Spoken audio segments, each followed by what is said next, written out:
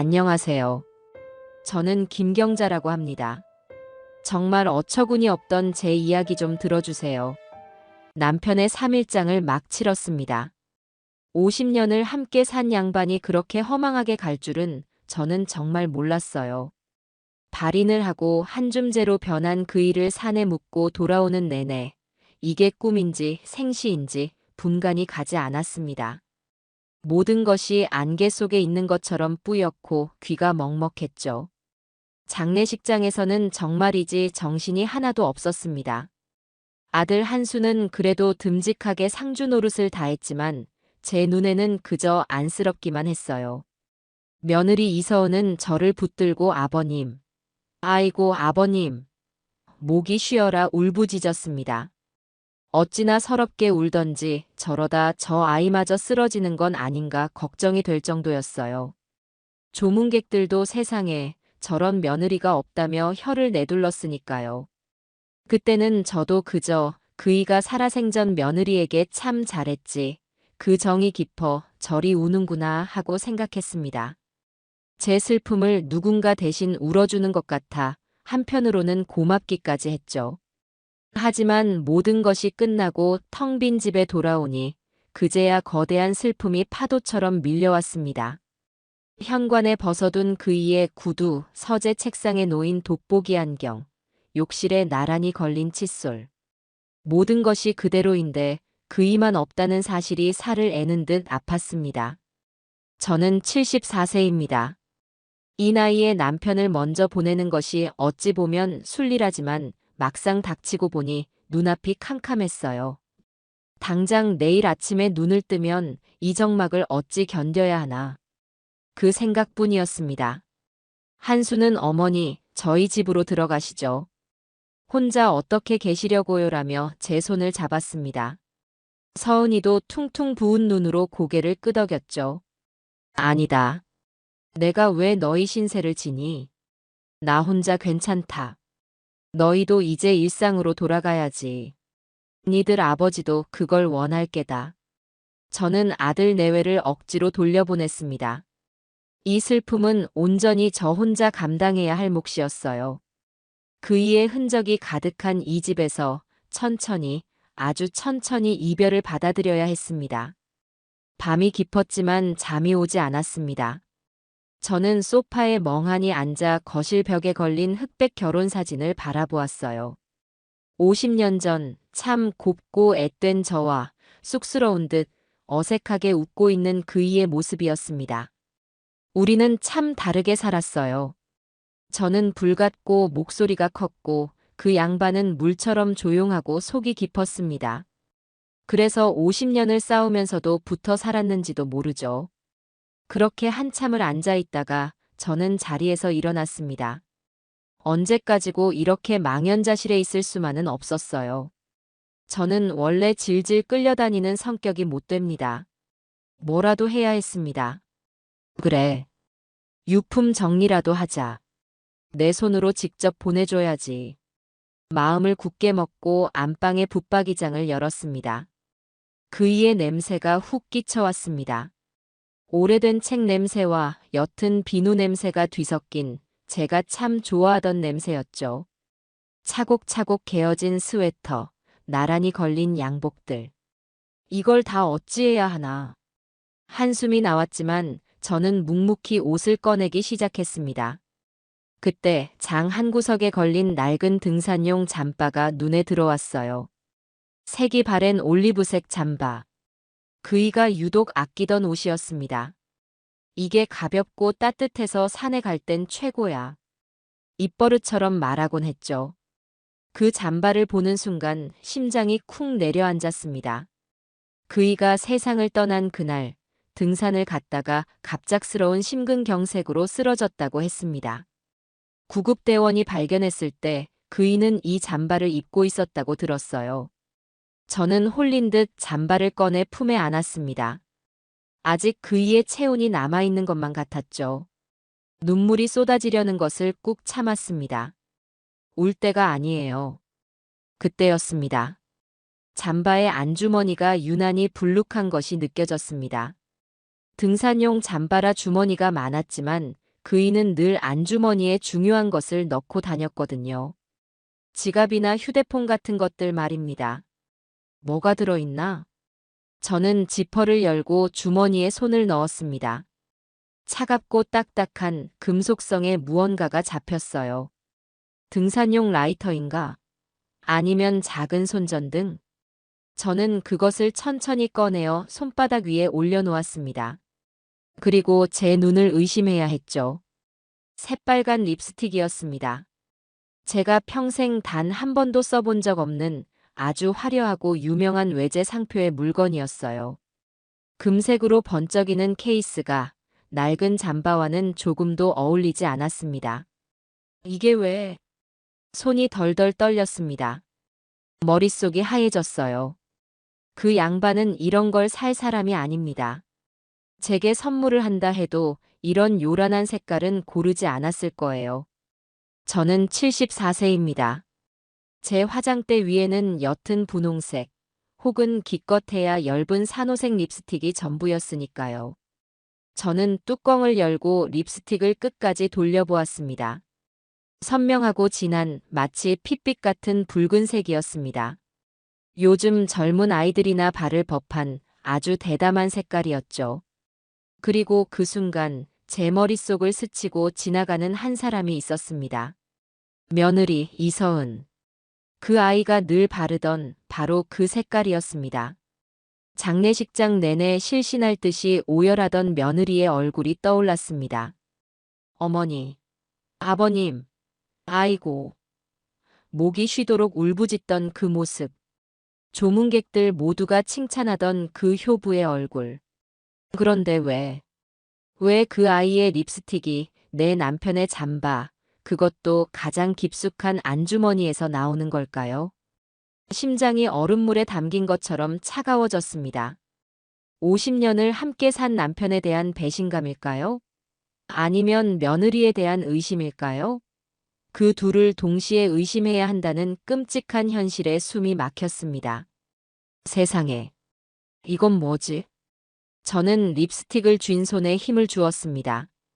남편을 잃은 슬픔은 온데간데 없이 사라지고 머릿속이 차갑게 깨어나는 기분이었습니다. 장례식장에서 너무나도 슬프게 울던 며느리의 모습이 이제는 마치 잘 짜인 연극처럼 보이기 시작했습니다.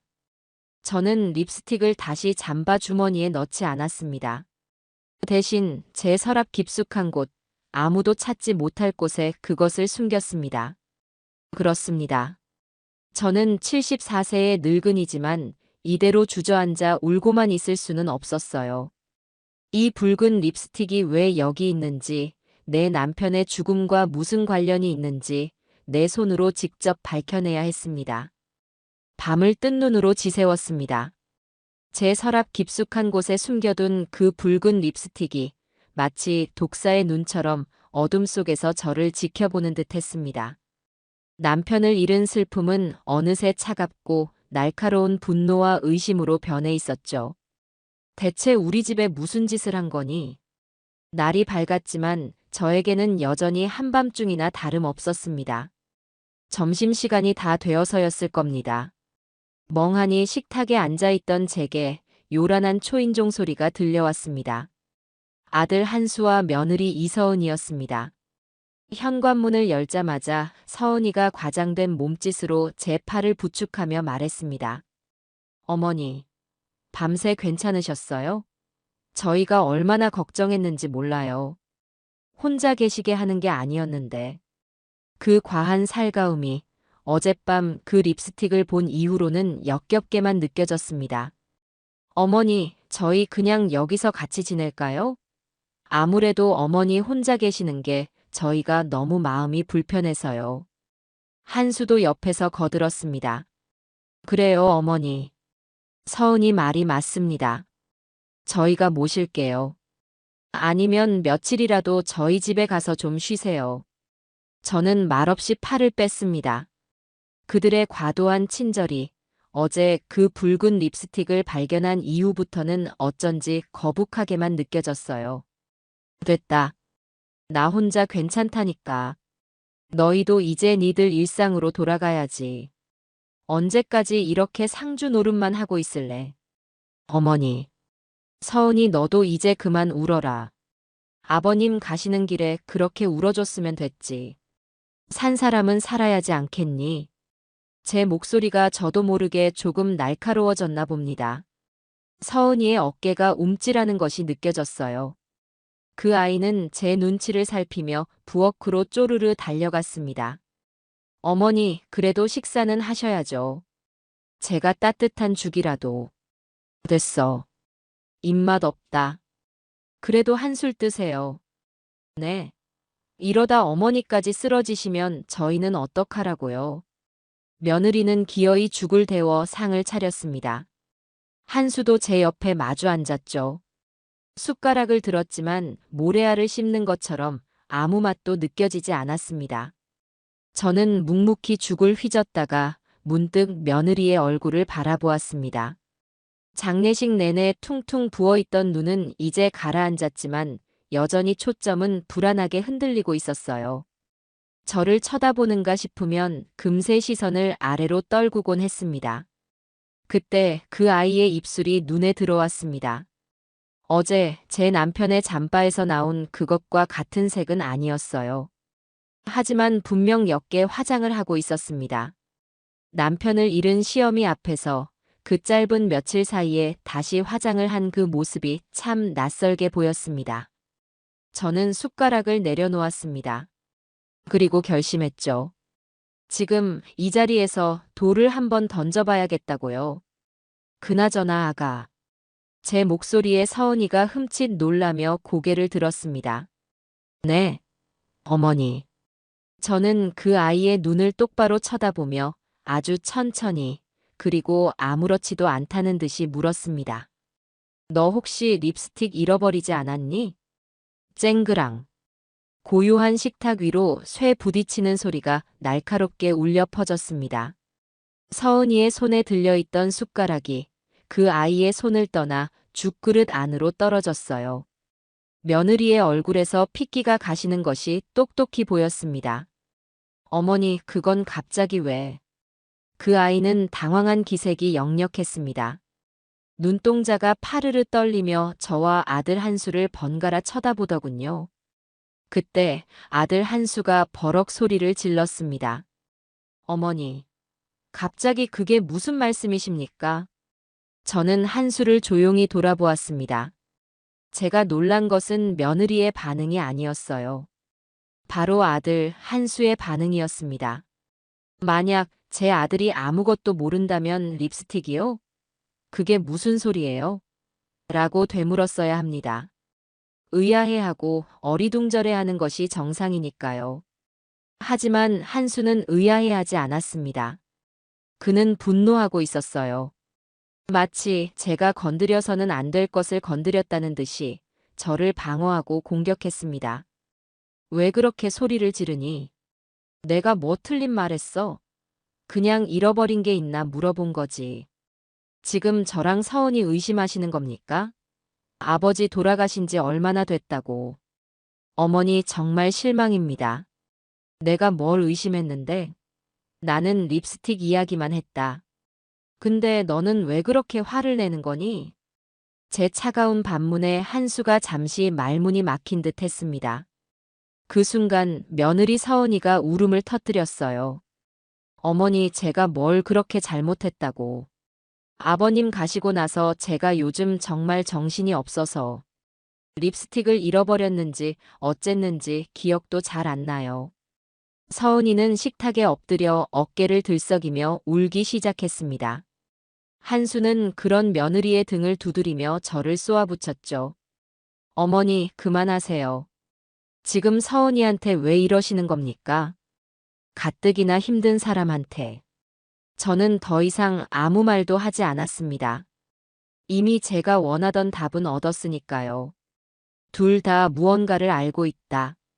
그것도 아주 필사적으로 숨겨야만 하는 무언가를 말입니다. 그날 밤 아들 내외는 불편한 기색으로 돌아갔습니다. 저는 돌아가는 아들의 뒷모습을 보며 제가 알던 아들이 맞는지 의심해야 했습니다. 집에 다시 혼자 남게 되자 저는 곧장 안방으로 향했습니다. 어제 그 립스틱을 숨겨둔 서랍을 열어보았죠. 붉은 립스틱은 차가운 빛을 뿜으며 그 자리에 그대로 있었습니다. 이것만으로는 부족해요. 그들이 저렇게까지 격렬하게 반응하는 이유, 그 실체를 알아야 했습니다. 저는 그이가 쓰던 휴대폰을 찾았습니다. 경찰서에서 유품을 받아올 때 가방 속에 들어있던 것을 기억해냈죠. 그이의 서재 책상 위에 올려져 있었습니다. 전원을 켰습니다. 익숙한 배경화면이 나타났어요. 몇 년 전 환갑 기념으로 여행 가서 찍은 저와 그이의 사진이었습니다. 환하게 웃고 있는 그이의 얼굴을 보니 또다시 눈시울이 뜨거워졌습니다. 여보, 대체 무슨 일이 있었던 거예요? 저는 떨리는 손으로 잠금을 풀었습니다. 다행히 비밀번호는 우리 부부의 결혼 기념일 그대로였어요. 저는 곧장 통화 목록을 확인했습니다. 아무것도 없었습니다. 깨끗했어요. 최근 통화 기록이 단 하나도 남아있지 않았습니다. 저는 믿을 수가 없어서 메시지함을 열었습니다. 역시나 텅 비어 있었습니다. 주고받은 문자가 하나도 없었어요. 그이가 아들과 주고받은 시시콜콜한 안부 문자, 며느리가 보낸 감사 인사, 심지어 제가 보낸 오늘 늦어요? 라는 문자까지 전부 다 사라졌습니다. 설마 하는 마음에 그이가 자주 쓰던 메신저 앱을 열었습니다. 모든 대화방이 나가기 처리가 되어 있었고 대화 내용 역시 깨끗하게 지워져 있었습니다. 이건 정상이 아니에요. 그 양반은 이런 것에 아주 둔감한 사람이었습니다. 휴대폰에 쌓인 불필요한 메시지나 사진을 지울 줄도 몰랐죠. 늘 저장 공간이 부족하다고 저에게 타박을 듣던 사람이었습니다. 그런 그이가 이렇게 모든 기록을 마치 새 휴대폰처럼 깨끗하게 지웠다고요? 아닙니다. 이건 그이가 한 게 아니에요. 누군가가 그이가 죽은 후에 이 휴대폰의 모든 기록을 의도적으로 지워버린 겁니다. 누가? 왜? 무엇을 숨기기 위해서? 저는 그 붉은 립스틱과 이 깨끗하게 비워진 휴대폰을 번갈아 떠올렸습니다. 온몸에 소름이 돋았습니다. 그들이 숨기려는 것은 단순한 실수가 아니었어요.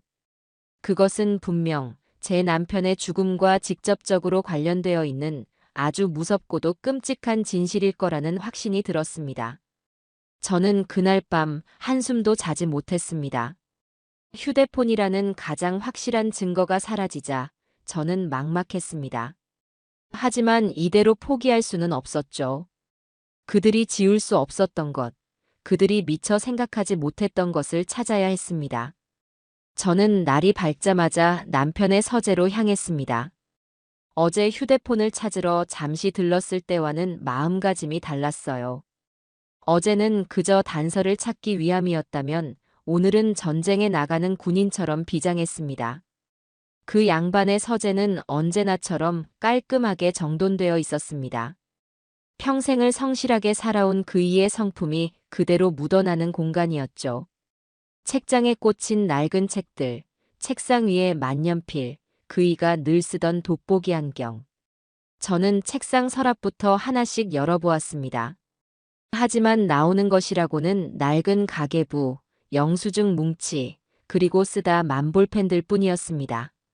아니야, 뭔가 있을 거야. 저는 책장의 책들을 모조리 끄집어내기 시작했습니다.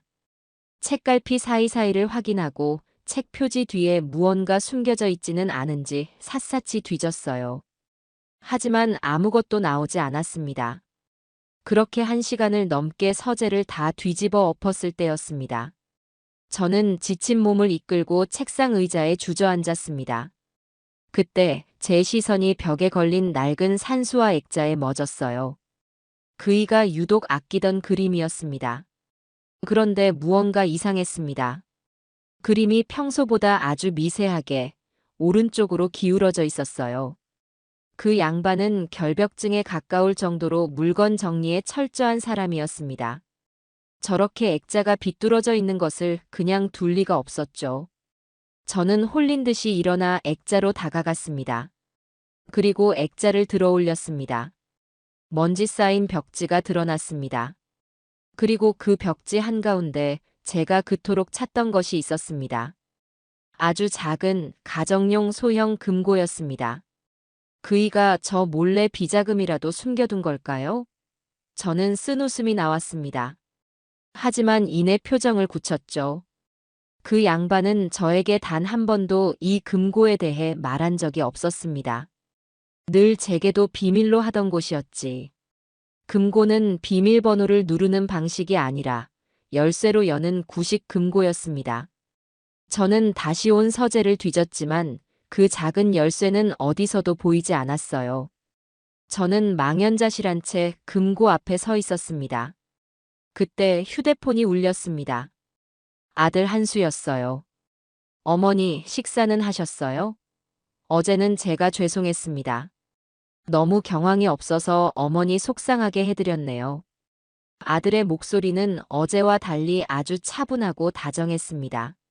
하지만 저는 그 목소리가 얼마나 가식적인지 이미 알고 있었죠. 됐다. 바쁘면 그냥 끊어라. 아니에요, 어머니. 저녁에 서은이랑 같이 들를게요. 어머니 좋아하시는 회라도 좀 떠서. 됐다고 했다. 나 지금 바쁘다. 바쁘시다니요? 무슨 일 있으세요? 저는 잠시 망설였습니다. 그리고 아들을 시험해 보기로 했죠. 아니다. 네 아버지가 쓰던 서재 정리 중인데 벽에서 작은 금고가 하나 나왔네. 근데 열쇠가 없어서. 금고요? 금고라고요, 어머니. 제 말이 채 끝나기도 전에 아들의 목소리가 순식간에 다급해졌습니다. 저는 그 반응을 놓치지 않았죠. 근데 열쇠가 없어서 열 수가 없네. 사람을 불러야 하나. 어머니, 잠깐만요. 아무도 부르지 마세요. 제가 아는 사람 있어요. 제가 지금 당장 그리로 갈게요. 절대 아무도 부르지 말고 그냥 두세요, 네. 아니, 뭘 그렇게 호들갑이야. 그냥. 어머니, 제발요. 그거 아버지가 회사 중요 서류 넣어둔 거라 아무나 열면 안 돼요. 제가 갈 때까지 절대 손대지 마세요. 딸칵. 아들은 제 대답도 듣지 않고 전화를 끊어버렸습니다. 저는 차가워진 휴대폰을 들고 실소를 터뜨렸습니다. 걸려들었구나, 김한수.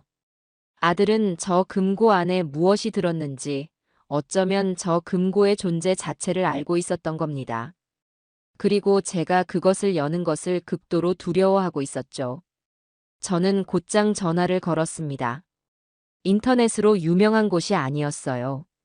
제가 이 동네에서 수십 년을 살면서 봐왔던 가장 오래되고 허름한 열쇠 가게였습니다. 사장님, 저 우금 아파트인데요. 지금 바로 와주실 수 있나요? 금고가 하나 있는데 열쇠를 잃어버려서요. 열쇠 수리공은 30분도 채 되지 않아 도착했습니다. 늙고 경험 많아 보이는 분이었죠. 저는 그분에게 금고를 보여주었습니다. 이거 꽤 오래된 물건이네요. 요즘은 이런 거 잘 안 쓰는데. 열 수 있으시겠어요?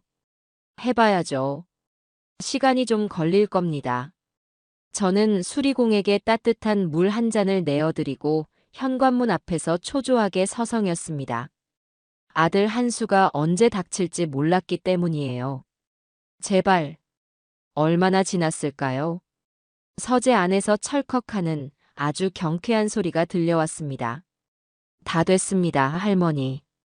저는 수리공에게 두둑하게 수고비를 챙겨드리고 거의 떠밀다시피 돌려보냈습니다.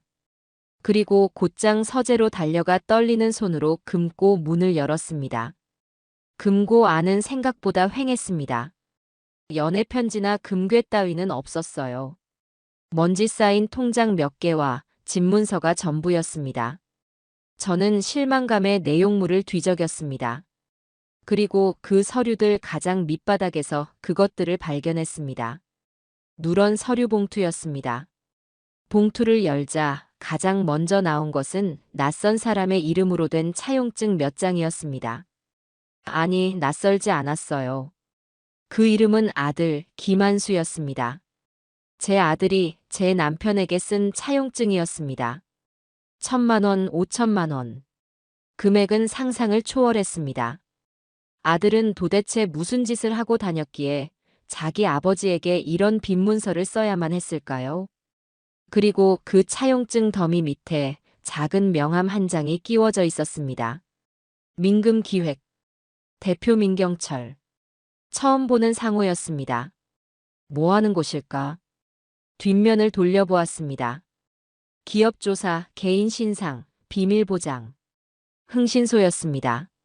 남편이 사람을 붙였던 겁니다. 그리고 그 명함 귀퉁이에 그이의 필체로 무언가가 적혀 있었습니다. 이서은. 10월 14일. 어호텔. 며느리의 이름과 날짜, 그리고 호텔 이름이었습니다. 제 심장이 바닥까지 떨어지는 것 같았습니다. 남편은 아들뿐만 아니라 며느리까지 뒷조사를 하고 있었던 겁니다. 저는 그 자리에 주저앉아 차용증과 명함을 번갈아 보며 한참을 움직이지 못했습니다. 머릿속이 너무 복잡해서 어디서부터 정리를 해야 할지 알 수가 없었어요. 아들 한수의 막대한 빚, 며느리 이서은의 호텔 기록, 그리고 이 모든 것을 비밀리에 조사하던 내 남편. 이 세 가지가 안개처럼 뒤엉켜 저를 질식시킬 것만 같았습니다. 그때 현관 도어록 누르는 소리가 요란하게 들려왔습니다. 아들 한수였습니다. 어머니, 어머니, 금고 어디 있어요? 한수는 신발도 제대로 벗지 않은 채 거실로 뛰어들어왔습니다. 저는 태연하게 서재에서 걸어 나왔죠. 제 손에는 이미 차용증과 명함이 들려있지 않았습니다. 그것들은 제 앞치마 주머니 깊숙한 곳에 들어가 있었어요. 뭘 그렇게 급하게 와. 사람 놀라게. 금고요. 금고 열었어요? 아니, 사람은 불렀어요? 아니, 너 기다렸지. 네가 아는 사람 있다며. 저는 벽에 걸린 산수화를 다시 제자리에 걸어두었습니다. 한수는 제 거짓말에 안도하는 듯 아주 미세하게 긴장을 푸는 것이 보였습니다. 아, 다행이다. 제가 내일 사람 데리고 올게요.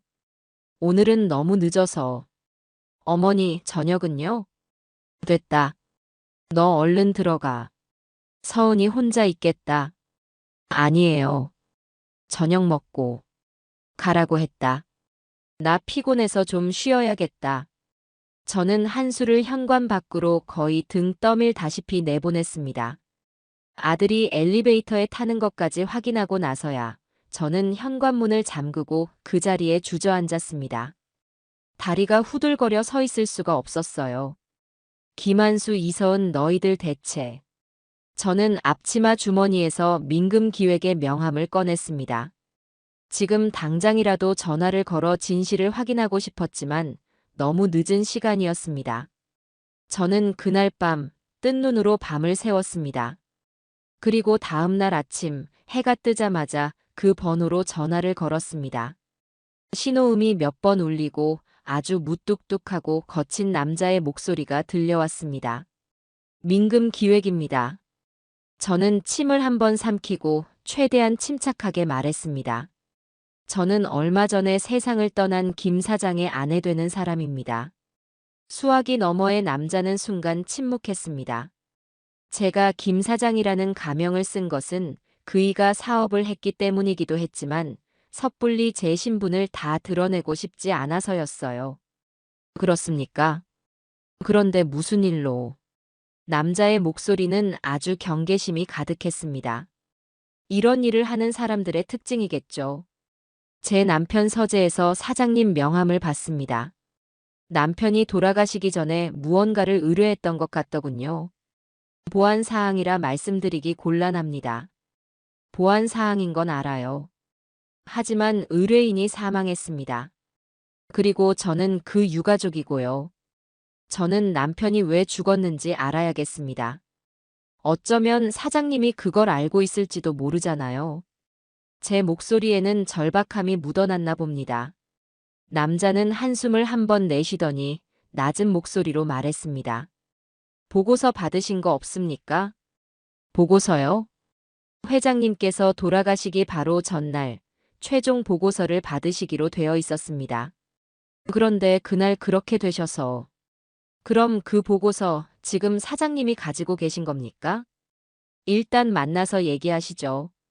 전화로 할 얘기는 아닌 것 같습니다. 남자는 약속 장소를 정했습니다. 그의 사무실이 아닌 사람이 많고 시끄러운 시내의 한 커피숍이었어요. 아마 저를 떠보려는 속셈이겠죠. 저는 약속 시간보다 30분 먼저 그곳에 도착했습니다. 그리고 약속 시간이 되자 한 남자가 제 테이블로 다가왔습니다. 영화에 나오는 탐정처럼 멋진 모습은 아니었어요. 그저 세상 풍파에 찌든 코트를 입은 피곤한 중년 남자였습니다. 그가 민금기획의 민 대표였죠. 회장님 사모님 되십니까? 네. 제가 김경자입니다. 저는 제 신분증과 가족관계 증명서를 꺼내 그에게 보여주었습니다. 그는 서류를 꼼꼼히 확인하고 나서야 경계를 풀었습니다. 이렇게 갑자기 돌아가실 줄은 참 좋은 분이셨는데. 본론부터 말씀하시죠. 제 남편이 뭘 의뢰했습니까? 민 대표는 잠시 망설였습니다. 그리고는 가방에서 누런 서류 봉투 하나를 꺼내 제게 건넸습니다. 이게 그날 드리려던 최종 보고서입니다. 사모님, 마음 단단히 먹고 보시는 게 좋을 겁니다. 뭡니까? 회장님께서 처음에는 아드님, 김한수 씨의 뒷조사를 맡기셨습니다. 빚이 좀 있는 것 같다고 어디에 쓰는지 알아봐 달라고 하셨죠. 역시나 그 차용증이 맞았습니다. 그런데 조사를 하다 보니 이상한 점이 발견됐습니다. 이상한 점이요? 네. 아드님 빚은 사실 며느님, 이서은 씨가 갚아주고 있었습니다. 그것도 아주 거액을요. 저희는 처음에 며느님이 아주 대단한 분이라고 생각했습니다. 그런데요. 민 대표는 제 눈을 피하며 말했습니다. 그런데 그 돈의 출처가 이상했습니다. 며느님이 그만한 돈이 있을 리가 없었거든요. 그래서 회장님께서 의뢰 내용을 바꾸셨습니다. 아드님이 아니라 며느님을 조사해 달라고요. 저는 봉투를 열었습니다. 손이 떨려서 제대로 열리지도 않았어요. 봉투 안에는 수십 장의 사진이 들어 있었습니다. 첫 번째 사진. 며느리 서은이가 낯선 외제 스포츠카 조수석에서 내리고 있었습니다. 아주 환하게 웃으면서요. 두 번째 사진. 서은이가 그 차의 운전자인 낯선 남자와 팔짱을 끼고 고급 레스토랑으로 들어가고 있었습니다. 세 번째 사진. 네 번째, 다섯 번째. 저는 숨이 막혀서 사진을 더 이상 넘길 수가 없었습니다. 마지막 사진은 그이가 금고송 명함에 적어두었던 A호텔의 입구였습니다. 서은이가 그 남자와 함께 호텔 안으로 사라지는 뒷모습이었습니다. 날짜는 10월 14일. 제 남편이 죽기 불과 며칠 전이었습니다. 이 남자 누굽니까? 사채업자입니다. 표면적으로는 무슨 투자 컨설팅 대표라고 하는데 저희가 알아본 바로는 질이 아주 안 좋은 놈이에요. 아드님 김한수 씨가 처음 돈을 빌린 곳이기도 하고요. 그럼 내 며느리가 아들 빚 때문에 저 남자와. 저는 차마 말을 잇지 못했습니다. 민 대표는 고개를 저었습니다. 저희도 처음엔 그렇게 생각했습니다. 아들 빚을 갚기 위해 어쩔 수 없이 뭐 그런 거요. 그런데 보고서 뒷부분을 마저 보시죠. 저는 떨리는 손으로 사진 뒤에 있던 서류들을 넘겼습니다. 그것은 은행 거래 내역이었습니다. 며느리 이서은이 그 사채업자에게 돈을 받고 있었습니다. 그것도 갚아준 돈보다 훨씬 더 큰 금액을 정기적으로 받고 있었어요. 이게 무슨... 이서은 씨가 아드님 빚을 갚아준 게 아니었습니다.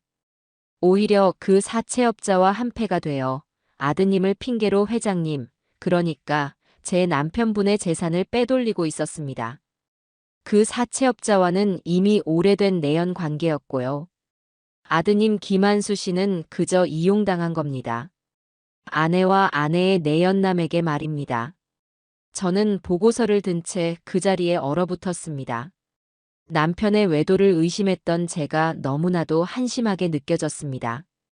그 붉은 립스틱은 내 남편과 며느리의 불륜의 증거가 아니었어요. 그것은 내 아들을 배신하고 내 남편의 돈을 빼돌리고 내 가정을 통째로 무너뜨린 끔찍한 배신자들의 전리품이었던 겁니다. 저는 민 대표가 내민 보고서를 든 채 시끄러운 커피숍 한가운데서 얼어붙었습니다. 방금 전까지 귓가를 맴돌던 커피 가는 소리, 사람들 웃음소리가 하나도 들리지 않았어요. 제 세상의 모든 소리가 한순간에 꺼져버린 것 같았습니다. 제 남편의 외도를 의심했던 그 찰나의 순간이 너무나도 한심하고 부끄러웠습니다. 50년을 함께 산 지아비를, 그것도 며느리와의 추잡한 관계로 의심했던 제 자신이 혐오스러웠어요. 그리고 동시에 그 빈자리를 채우고 남을 만큼의 거대한 분노가 머리끝까지 치밀어 올랐습니다. 그 붉은 립스틱은 내 남편과 며느리의 추악한 관계를 증명하는 물건이 아니었습니다. 그것은 제 아들을 배신하고 제 남편의 돈을 노리고 제 가정을 통째로 무너뜨린 끔찍한 배신자들의 전리품이었던 겁니다. 저는 떨리는 목소리로 겨우 입을 열었습니다. 이게 전부 사실입니까? 민 대표는 굳은 얼굴로 고개를 끄덕였습니다. 보고서에 적힌 모든 것은 증거 자료에 기반한 사실입니다, 사모님. 사진 뒤에 첨부된 은행 거래 내역서와 등기부 등본까지 모두 확인했습니다. 그럼 내 아들 한수는? 한수는 그저 저것들에게 이용만 당했다는 그런 말인가요? 차라리 그랬기를 바랐습니다. 제발. 제 아들이 그저 어리석고 물러서 저런 악독한 여자에게 속아 넘어간 것이기를 바랐어요. 그것이 어미로서 제가 감당할 수 있는 마지막 희망이었습니다. 제 아들까지 괴물이 되어버렸다면 저는 이 세상을 살아갈 자신이 없었으니까요. 하지만 민 대표는 제 그 마지막 희망마저 짓밟아버렸습니다. 사모님, 금고에서 아드님이 회장님께 써드린 차용증을 보셨다고 했죠. 네, 봤습니다. 그게 어쨌다는 겁니까? 그건 빙산의 일각입니다. 민 대표는 보고서의 다음 장을 넘겼습니다. 그곳에는 김한수 행적 보고라는 끔찍한 제목이 붙어 있었습니다. 그 밑에는 제 아들 김한수의 행적이 날짜별로 빽빽하게 적혀 있었습니다. 아드님은 회장님께 말씀드렸던 그 사업체. 그거 1년 전에 이미 망했습니다. 망했다고요? 그럴 리가 없어요. 저한테는 사업이 잘 돼서 공장을 더 늘려야 한다고, 그래서 아버지께 투자금을 더 받아야 한다고 그렇게 말했어요. 바로 지난달에도요. 전부 거짓말입니다, 사모님. 여기 아드님이 사모님과 회장님께 보여드린 재무제표입니다. 저희가 확보한 원본과 대조해 봤습니다. 전부 위조된 서류였습니다. 민 대표가 내민 서류에는 빨간 펜으로 위조라는 도장이 찍혀 있었습니다. 제 아들이 이 어미와 아비를 속이기 위해 밤새 저런 가짜 서류를 만들고 있었다는 사실에 숨이 턱 막혔습니다. 아드님은 그 망해버린 사업체를 담보로 이미 여기저기서 돈을 끌어다 썼습니다. 그리고 그 돈을 전부 노름으로 탕진했습니다. 노름이라는 단어가 제 심장을 쇠망치로 내려치는 것 같았습니다. 그 양반이 제 남편이 평생을 입에 담지도 못하게 했던 가장 혐오하던 것이 바로 노름이었어요. 사람이 땀 흘려번 돈이 아니면 그건 돈이 아니라 독이다. 그이가 입버릇처럼 하던 말이었습니다. 그럴 리가 없어요. 우리 한수가 노름이라니요. 걔는 어릴 때 화투패만 만져도 저한테 혼나던 아이입니다. 그럴 리가요. 불법 노름 사이트였습니다. 민 대표의 목소리는 냉정했습니다. 처음에는 몇백만 원으로 시작했겠죠. 하지만 사업이 망하고 빚이 생기자 그걸 만회해 보려고 판돈을 키운 것 같습니다. 빚은 눈덩이처럼 불어났고 그걸 감당할 수 없게 되자 아드님이 처음 손을 댄 곳이 바로 며느님의 내연남, 그 사채업자입니다. 이제야 모든 조각이 맞춰졌습니다. 아들은 노름 빚에 허덕였고 며느리는 그 빚을 빌미로 사채업자와 붙어 먹었습니다. 그리고 그 둘, 아니, 그 셋은 깨달은 것이죠. 빚을 갚는 것보다 이 집안의 재산을 통째로 삼키는 것이 훨씬 더 빠르다는 것을요. 그럼 한수는 자기 아내가 바람을 피우는 걸 알면서도 돈 때문에 저희가 파악한 바로는 그렇습니다. 아니, 어쩌면 처음부터 한패였을 가능성도 높습니다. 이서은 씨가 사채업자에게 받은 돈의 일부가 정확하게 김한수 씨 계좌로 흘러 들어간 내역을 확인했습니다. 그 돈은 노름 자금으로 다시 빠져나갔고요. 민 대표의 말에 저는 그날의 기억이 섬광처럼 스쳐 지나갔습니다. 어머니, 갑자기 그게 무슨 말씀이십니까? 립스틱 이야기를 꺼냈을 때 저를 의심한다며 몰아붙이던 아들의 그 분노. 그것은 몰랐던 사실에 대한 당황이 아니었습니다. 아내의 외도를 알게 된 남편의 배신감이 아니었어요. 이미 모든 것을 알고 있었기에 진실이 탄로날까봐 두려워 저를 윽박지른 공범의 발악이었던 겁니다. 제 아들 김한수는 그저 어리석은 피해자가 아니었어요. 그놈은 자기 노름 빚을 갚기 위해 아내의 외도를 눈감아주고 심지어 그 내연남과 결탁하여 제 부모의 재산을 노린 괴물이었습니다. 저는 50년을 공들여 쌓아올린 제 인생이 한순간에 무너져 내리는 것을 느꼈습니다. 남편을 잃은 슬픔보다 더 지독한 살아있는 아들에 대한 배신감이 저를 집어삼켰어요. 어떻게 제 뱃속으로 낳은 자식이. 저는 이를 악물었습니다. 눈물이 나오지 않았어요. 너무나도 끔찍한 진실 앞에서는 눈물조차 사치였습니다. 모든 감정이 차갑게 얼어붙고 머릿속에서는 단 하나의 생각만이 타올랐습니다. 복수. 저는 지갑에서 수표책을 꺼내 민 대표에게 내밀었습니다. 빈 수표에 제 도장을 찍고 금액은 그가 쓰도록 했습니다. 이걸로 충분할지 모르겠군요. 사모님, 이미 회장님께 충분히 받았습니다. 아닙니다. 이건 새로운 의뢰예요. 방금 돌아가신 분의 의뢰가 아니라 여기 살아있는 김경자의 의뢰입니다. 저는 차갑게 식어버린 커피를 한 모금 마셨습니다. 계속 감시하세요. 그 두 년놈, 아니 새 놈이군요. 이서은, 김한수, 그리고 그 사채업자까지. 새 놈이 만나서 무슨 말을 하는지, 어디서 뭘 하는지 전부 다 알아내세요. 하나도 빠짐없이요. 그리고 저는 가장 중요한 마지막 조각을 맞추기 위해 가장 끔찍한 의뢰를 입에 담았습니다. 그리고 제 남편이 죽던 날, 그날 등산로 입구 CCTV 전부 다 확보해 주세요. 그날 그 양반이 정말 혼자였는지.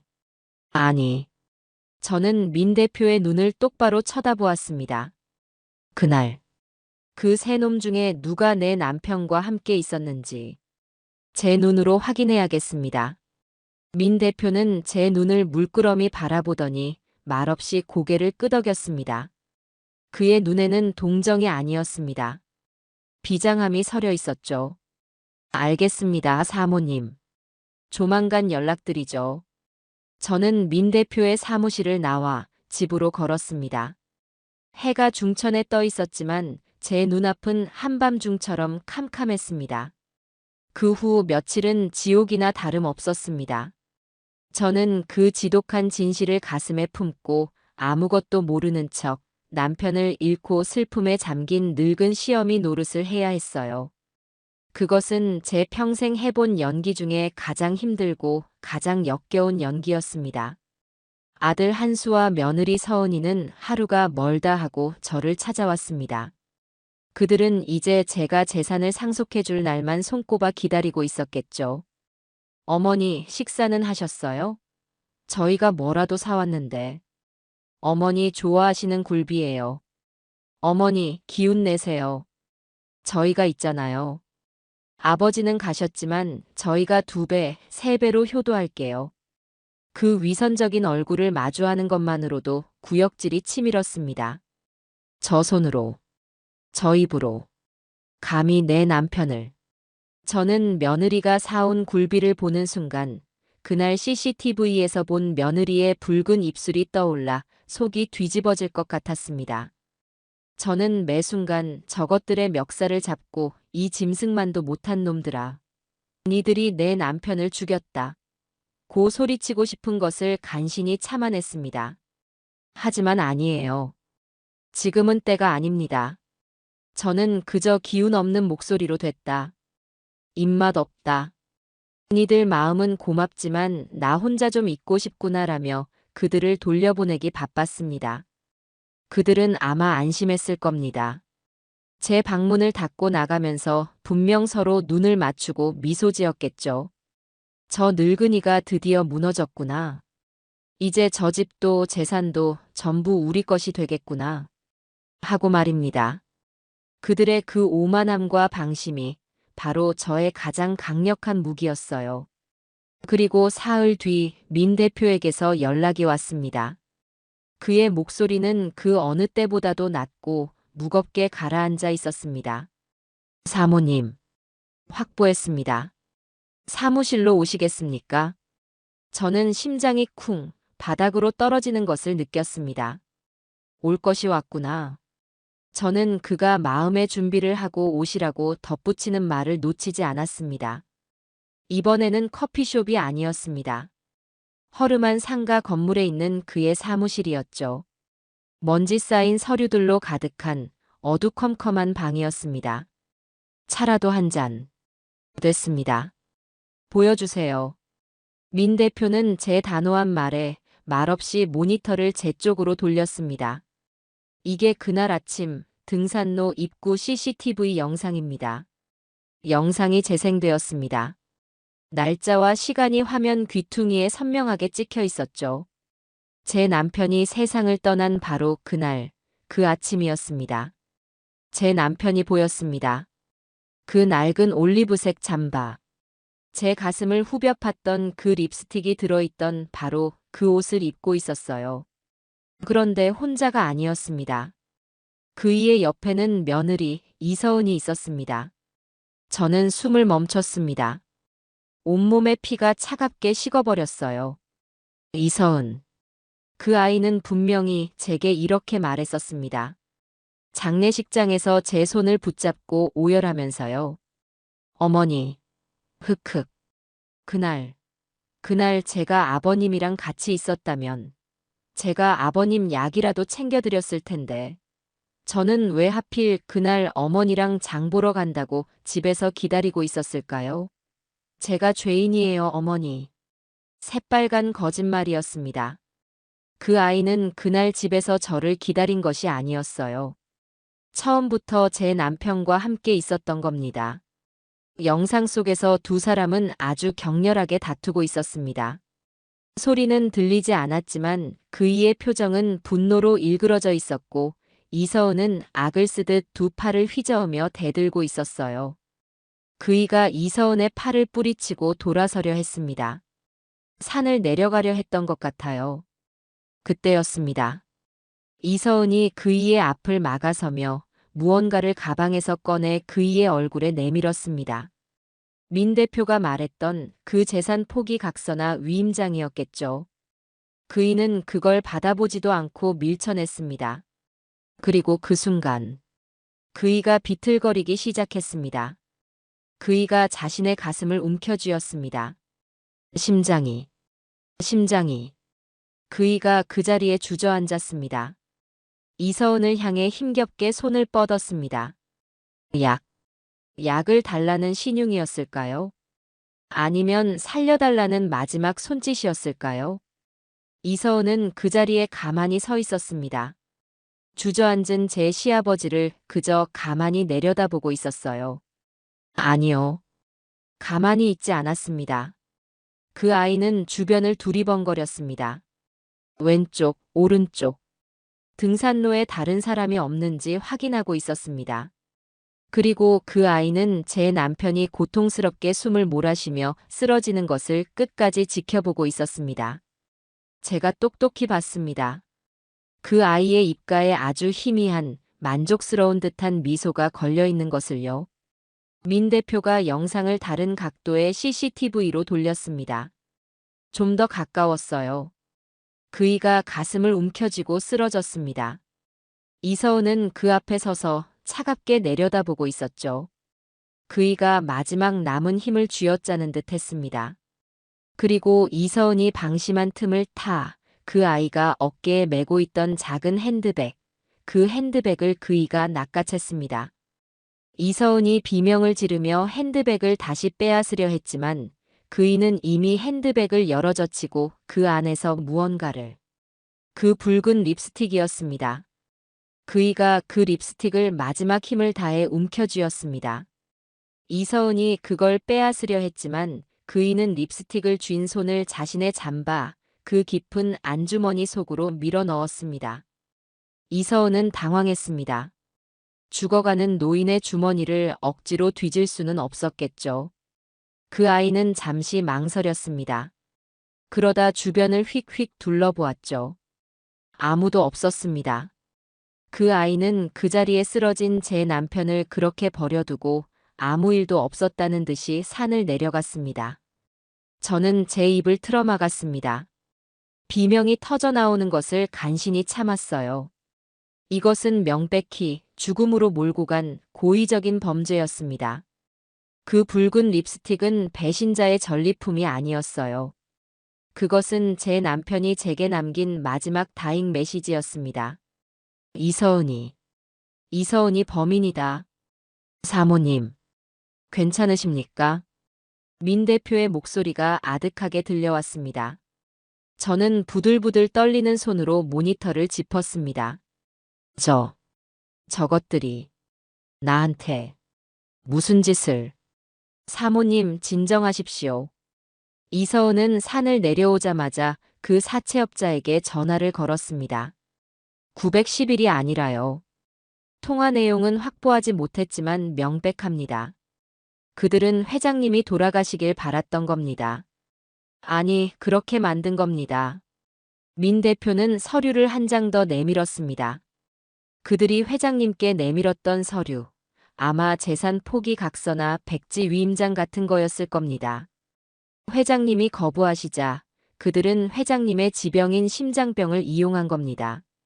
저는 제 모든 것을 이서은에게 말해주었던 과거의 저를 저주했습니다. 아가, 네 시아버지는 심장이 약하단다. 절대 놀라게 하거나 스트레스 받게 하면 안 돼. 등산 가실 때도 꼭 약 챙겨드려야 한다. 이서은은 모든 것을 알고 있었습니다. 제 남편을 죽이는 가장 확실한 방법을 알고 있었던 겁니다. 저는 민 대표의 사무실을 어떻게 빠져나왔는지 기억이 나지 않습니다. 제 손에는 CCTV 영상이 담긴 USB와 그간의 모든 보고서가 들려 있었어요. 그 무게가 천근만근처럼 느껴졌습니다. 저는 더 이상 슬퍼하는 늙은 과부가 아니었습니다. 저는 제 남편의 복수를 해야 할 사람이었습니다. 집에 돌아온 저는 몇 시간을 시체처럼 앉아 있었습니다. 거실 벽에는 남편의 영정 사진이 저를 바라보고 있었죠. 저는 그 사진을 보며 다짐하고 또 다짐했습니다. 경찰에 당장 신고할 수도 있었습니다. 이 모든 증거를 제출하면 이서은은 당장 체포될 겁니다. 하지만 그것만으로는 부족해요. 저것들은 분명 돈 많은 변호사를 사서 고의가 아니었다. 너무 놀라서 경황이 없었다. 시아버지가 먼저 괴롭혔다며 빠져나갈 겁니다. 그 붉은 립스틱. 시아버지가 제 핸드백을 훔쳐가려다 그 안에 있던 립스틱을 쥔 것뿐이다라고 둘러대겠죠. 아니요. 저는 저것들이 제 발로 자신들의 죄를 시인하게 만들어야 했습니다. 제 남편의 재산을 탐냈던 그 탐욕을 저는 역이용하기로 했습니다. 법의 심판은 그 다음입니다. 그 전에 저는 제 손으로 저것들을 지옥의 구렁텅이로 밀어 넣어야 했습니다. 저는 이틀을 아무것도 하지 않고 기다렸습니다. 아들과 며느리에게서 오는 전화를 단 한 통도 받지 않았어요. 그들이 저 늙은이가 이제 정말 기력이 다했구나, 충격으로 쓰러진 건 아닐까라며 안달이 나게 만들었습니다. 그들이 제 죽음을 바라면 바랄수록 제 미끼는 더 달콤해질 테니까요. 그리고 사흘째 되는 날 아침, 저는 아들 한수에게 전화를 걸었습니다. 일부러 목소리를 아주 약하고 금방이라도 숨이 넘어갈 것처럼 떨리게 만들었죠. 한수야, 나다. 어머니, 웬일이세요? 목소리가 왜 그러세요? 어디 편찮으세요? 아들의 목소리에는 화들짝 놀라는 기색이 역력했습니다. 제가 죽기라도 할까봐 걱정하는 것이겠죠. 아니다. 그냥 기운이 하나도 없다. 며칠 밥도 못 먹고 잠도 못 자고. 이러다 네 아버지 따라갈 것 같구나. 수화기 너머로 아들이 숨을 꿀꺽 삼키는 소리가 들렸습니다. 슬픔이 아니었어요. 그것은 기대감에 찬 흥분이었습니다. 어머니, 그런 약한 소리 마세요. 저희가 지금 당장 가볼게요. 됐다. 오지 마라. 오지 마. 대신 내가 더 늦기 전에 정신 있을 때 정리를 좀 해야겠다. 정리라니요? 아들의 목소리가 미세하게 떨렸습니다. 재산. 재산 정리 말이다. 유언장 새로 써야지. 너희한테 저기 강남에 있는 상가 건물이랑 포천에 있는 땅이랑 미리 증여를 해줘야겠다. 내가 죽고 나면 세금만 더 복잡해지니까. 잠시 동안 침묵이 흘렀습니다. 아들은 지금 옆에 있는 며느리와 눈빛을 교환하고 있겠죠. 어머니, 그게 무슨 말씀이세요? 저희 그런 거 바라고 어머니한테 잘한 거 아닙니다. 하지만 어머니 뜻이 정그러시다면. 걸려들었다. 저는 속으로 쾌재를 불렀습니다. 그래. 그래서 말인데. 내일 서은이도 꼭 데리고 변호사 사무실에서 좀 보자꾸나. 도장 찍어야 하니까. 네, 네. 어머니. 그럼요. 가야죠. 당연히 가야죠. 시간은 언제? 그런데 저는 아들의 말을 잘랐습니다. 그 전에 조건이 하나 있다. 조건이요? 아들의 목소리가 다시 날카로워졌습니다. 재산을 그냥 줄 리가 없다고 생각한 것이겠죠. 아니다. 조건이라기보다 그냥 부탁이지. 내가 그날 네가 오기 전에 금고를 열었잖니. 네. 금고요? 그래서 뭐. 네가 하도 안 와서 그냥 내가 사람 불렀다. 근데 별거 없더구나. 통장이랑 집문서랑. 근데 말이다. 저는 잠시 숨을 고르는 척 가장 중요한 미끼를 던졌습니다. 네 아버지가 빚이 좀 있더구나. 빚이요? 아버지가요? 그럴 리가요. 아버지는 빚지는 거 제일 싫어하시는 분인데. 나도 몰랐지. 웬 낯선 사람 이름으로 된 차용증이 몇 장 있더구나. 저는 금고에서 나온 바로 그 차용증. 아들 김한수가 제 남편에게 써준 그 차용증을 마치 제3자의 빚인 것처럼 둘러댔습니다. 아무래도 내가 너희에게 이 재산들을 깨끗하게 물려주려면 이 빚부터 정리를 해야 할 것 같다. 너희가 이걸 상속받기 전에 좀 해결해 줄 수 있겠니? 그래야 나도 마음 편히 눈을 감. 어머니. 아들은 제 말이 채 끝나기도 전에 소리쳤습니다. 걱정 마세요. 걱정 마시라니까요. 그게 얼마인데요? 저는 수화기 너머로 며느리 서은이가 얼마래? 얼마냐고 물어봐. 라고 속삭이는 소리를 똑똑히 들었습니다. 저는 그 차용증에 적힌 금액을 정확하게 불렀습니다. 한 2억. 2억 정도 되는 것 같더구나. 또다시 침묵이 흘렀습니다. 그들은 지금 미친 듯이 계산기를 두드리고 있겠죠. 2억을 내고 수십억짜리 상가와 땅을 받는다. 이건 그들에게 남는 장사였습니다. 어머니, 걱정 마세요. 저희가 저희가 어떻게든 해볼게요. 저희가 해결하겠습니다. 그래, 그래. 그럼 내일 그 돈 준비해서 변호사 사무실로 오너라.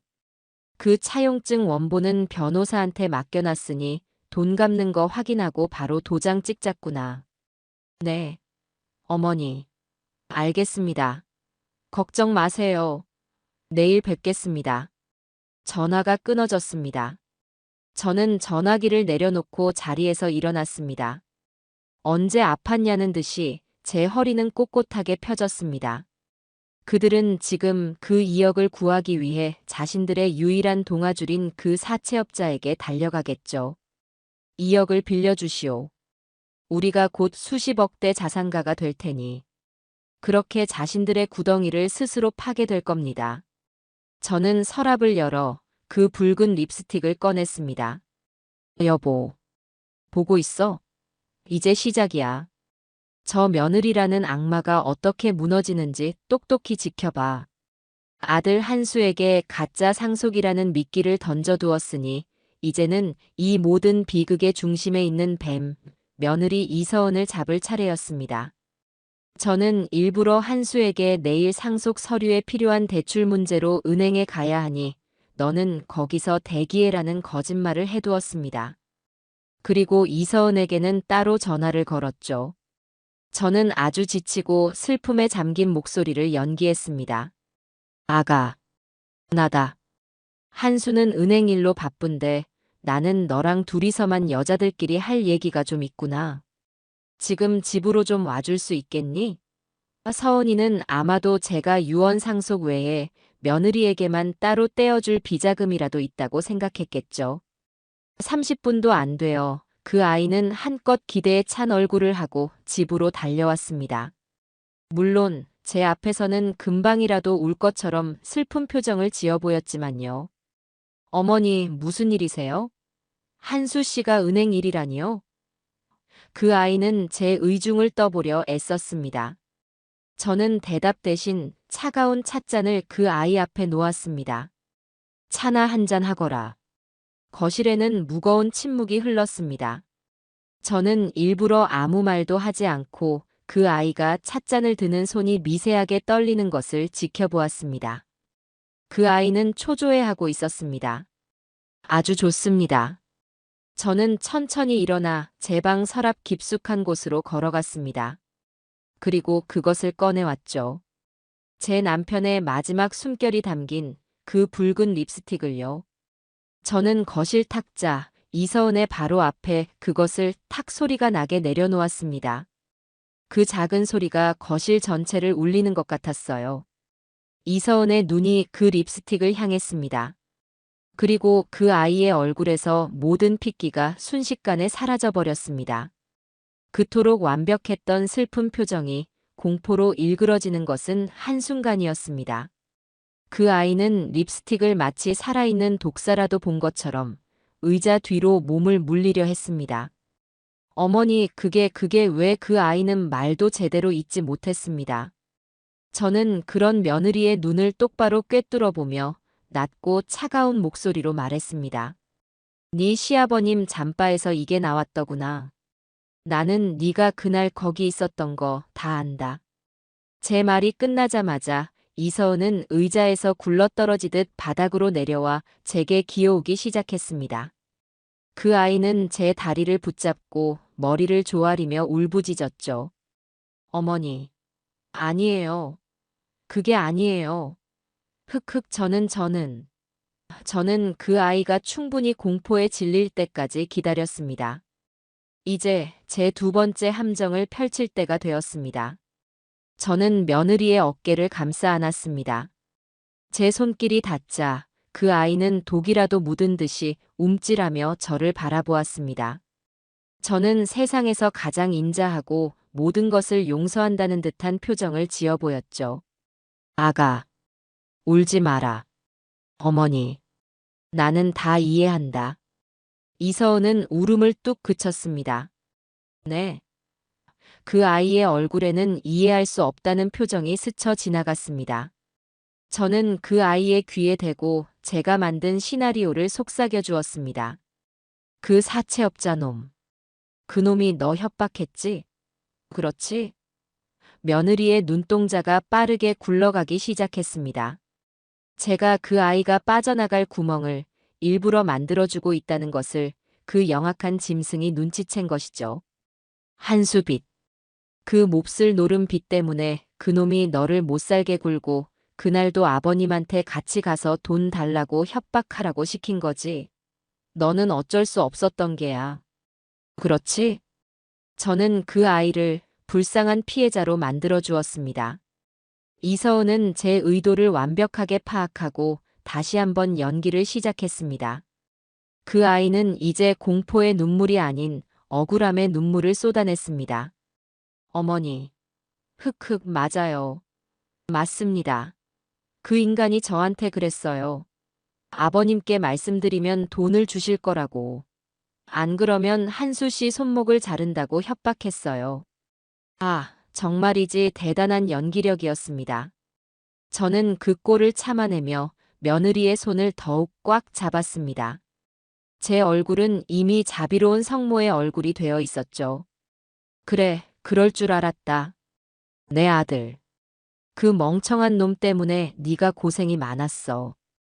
그날 아버님이 쓰러지신 것도 그놈이 너를 다그쳐서 그렇게 된 게로구나. 네 잘못이 아니야, 아가. 저는 며느리의 모든 죄를 사해 주었습니다.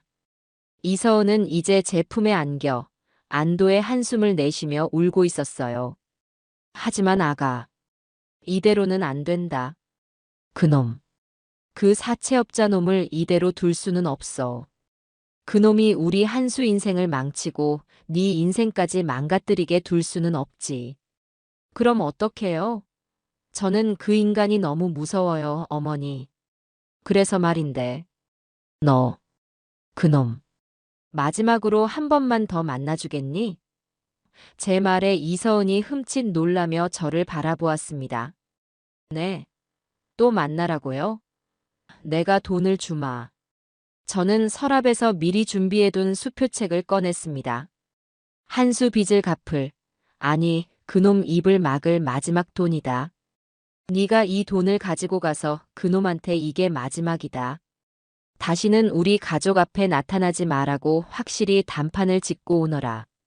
이서은의 눈이 눈물 속에서도 탐욕으로 번뜩이는 것을 저는 놓치지 않았습니다. 그 아이는 제가 자기 손에 놀아나는 망령든 늙은이로 보였을 겁니다. 자신에게 속아 아들의 빚을 갚아주려는 어리석은 시어머니. 심지어 그 돈을 자기 내연남에게 직접 갖다 바칠 기회를 주다니. 그 아이는 속으로 쾌재를 불렀겠죠. 어머니, 제가 할 수 있을까요? 할 수 있다. 넌 내 며느리고 한수 아내잖니. 이 집안을 지켜야지. 안 그러니? 저는 며느리를 집안의 수호자로 추켜 세웠습니다. 이서은은 감격에 겨운 표정으로 제 손을 덥석 잡았습니다. 네. 어머니. 제가 꼭 그렇게 할게요. 어머니 정말 감사합니다. 그래, 아가. 장소는 네가 정하거라. 그놈이 제일 안심할 수 있는 곳으로. 나는 너를 믿는다. 며느리는 자기가 모든 것을 통제하고 있다고 완벽하게 속아 넘어갔습니다. 그 아이는 곧장 사채업자에게 전화를 걸어 그들만의 아지트인 고급 한정식 집에 밀실을 예약했습니다. 어머니, 내일 저녁 7시입니다. 그래. 수고해라. 이제 모든 게 끝날 게다. 그 아이는 제 말이 무슨 뜻인지도 모르고 환하게 웃으며 집을 나섰습니다. 저는 곧장 민 대표에게 전화를 걸었습니다. 내일 저녁 7시. 모세 한정식 매화방입니다. 준비 다 되셨죠? 걱정 마십시오, 사모님. 그 방에는 쥐 한 마리 숨소리까지 다 녹음될 겁니다. 드디어 약속의 날이 밝았습니다. 저는 아들 한수에게는 은행 대출 심사가 까다로워져서 상속은 내일 모레로 미뤄졌다. 돈은 잘 가지고 있어라고 말해두었습니다. 한수는 안달이 났지만 제 말을 의심하지는 못했죠. 그리고 저는 저녁 6시가 되자 외출 준비를 했습니다. 곱게 화장을 하고 제 옷 중에서 가장 값비싼 검은색 정장을 차려입었습니다. 머리도 미용실에 가서 단정하게 손질했습니다. 오늘 밤 저는 제 남편의 원수를 갚는 첫 번째 심판을 집행할 사람이니까요. 초라하게 보이고 싶지 않았습니다. 민 대표는 저더러 안전한 곳에서 보고만 받으라고 했지만 저는 거절했습니다. 아니요. 제 귀로 직접 들어야겠습니다. 그 악마들이 어떤 얼굴로, 어떤 목소리로 제 남편과 저를 조롱하는지 제 귀로 똑똑히 들어야겠습니다. 이서은이 예약한 매화방은 식당 가장 구석에 있는 방이었습니다. 겉은 번지르르한 한정식 집이었지만 방음이 잘 되는 밀실 구조라 은밀한 대화를 나누기에 딱 좋은 더러운 장소였습니다. 저는 민 대표의 도움을 받아 그 바로 옆방인 난초 방의 손님으로 위장하고 앉아 있었습니다. 방 안에는 저 혼자였죠. 제 귀에는 머리카락으로 가려진 작은 살색 수신기가 꽂혀 있었습니다.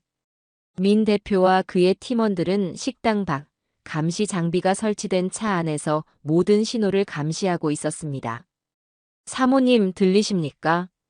지금부터 매화방의 모든 소리가 실시간으로 전송됩니다. 민 대표의 차분한 목소리가 귓속을 울렸습니다. 저는 조용히 찻잔을 들며 대답했습니다. 네. 잘 들립니다. 저녁 7시 정각. 복도에서 하이힐 소리가 들려왔습니다. 또각, 또각. 아주 경쾌하고 조금은 들뜬 듯한 발걸음이었습니다. 며느리 이서은이었죠. 그 아이는 매화방으로 들어갔습니다. 잠시 후 묵직한 구둣발 소리가 뒤따랐습니다. 그 사채업자 놈이었습니다. 매화방의 문이 닫히고 잠시 정적이 흘렀습니다. 저는 마른 침을 삼켰습니다. 제 심장은 이상할 정도로 차분했습니다. 그리고 제 귀에 꽂힌 수신기를 통해 그들의 목소리가 지옥의 소리처럼 들려오기 시작했습니다. 자기야. 첫마디는 이서은의 것이었습니다. 그토록 슬프게 울던 그 목소리는 온데간데 없고 교활하고 날카로운 까마귀 같은 웃음소리였습니다. 그리고 입을 맞추는 그 역겹고 질척이는 소리가 적나라하게 들려왔습니다. 저는 찻잔을 쥔 손에 힘을 주었습니다. 찻잔이 금방이라도 부서질 것 같았죠. 푸하. 우리 서은이 오늘 아주 예쁘게 입었네. 그 늙은 여우 만날 돈이 아니라 나 만날 돈이라 이거지. 사채업자의 목소리였습니다. 당연하지. 자기야 말도 마. 오늘 그 늙은이 표정이 얼마나 웃겼는지 알아? 내가 무서워요. 어머니 그 인간이 협박했어요 하면서 우는 척하니까 네가 고생이 많았다면서 이걸 짠. 봉투가 부스럭거리는 소리가 났습니다. 제가 준 그 돈 봉투였습니다. 제 남편이 평생을 피땀 흘려번 그 돈이었습니다. 와, 진짜 세상 물정 모르는 노인네네. 지가지 며느리한테 내 연남 만날 돈을 찔러주는 거 아냐. 하하. 멍청한 거야 아니면 치매가 온 거야? 둘 다겠지 뭐. 그 영감 죽고 나서 완전히 맛이 갔더라고. 내가 하는 말은 그냥 다 믿어. 내가 자기를 얼마나 위하는 척했는지 자기가 봐야 했는데. 아, 너무 웃겨. 그러게 말이야. 그 늙은이가 자기가 지금 우리한테 놀아나고 있는 줄은 꿈에도 모르겠지. 푸하. 저는 입술을 깨물었습니다. 피맛이 입안에 번졌습니다. 멍청한 늙은이. 맛이 간 노인네. 그래, 마음껏 비웃어라. 그 오만함이 오늘 너희의 목을 조르게 될 테니. 근데 그것보다 더 대박인 게 뭔지 알아? 이서은이 목소리를 낮췄습니다. 뭐? 돈보다 더. 그 영감 죽은 거. 그거 확실히 처리된 거 맞아? 뒤탈 없는 거지. 사채업자의 목소리에도 긴장감이 서렸습니다. 제 심장이 멎는 것 같았습니다.